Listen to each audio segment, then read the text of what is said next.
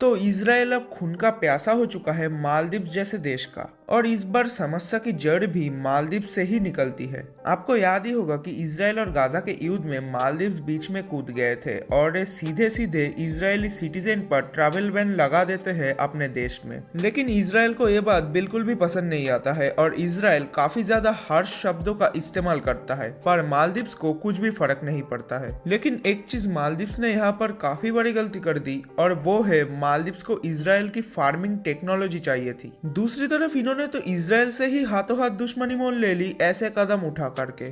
अब मैं आपको बताता हूँ कि मालदीव्स की सबसे बड़ी दिक्कत क्या है।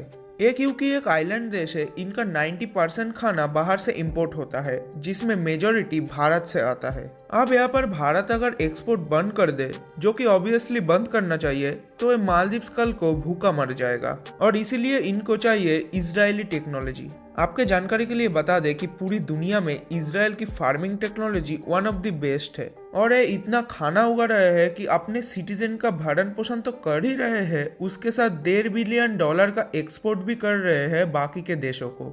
अब इससे मालदीव्स का मन ललचा गया और इनको चाहिए थी ये टेक्नोलॉजी, पर अब इनको घंटा कोई टेक्नोलॉजी मिलने नहीं वाला है।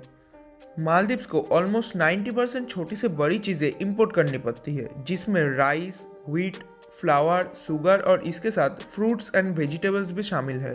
आपको जान के हैरानी होगी कि मालदीव्स के लोग चावल के इतने बड़े शौकीन हैं कि ये लोग ऑन एन एवरेज एक व्यक्ति 200 किलो चावल खा जाते हैं एक साल में, जो कि हाईएस्ट रेटिंग है इन द वर्ल्ड।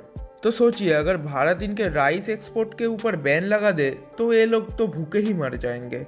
इसके साथ इजराइल भी इनको ये टेक्नोलॉजी नहीं देने वाला है, तो इनको अब दूसरे देशों के ऊपर ही निर्भर रहना पड़ेगा। और ये जो वर्बल लड़ाई चल रही है भारत और मालदीव्स के बीच में, इसमें इजराइल ने भी एक बड़ा चढ़ा कर साथ दिया है भारत का और पूरी दुनिया को गुहार लगाई है कि आप मालदीव्स को छोड़ के लक्षद्वीप जाइए and this is the one of the best island in the world.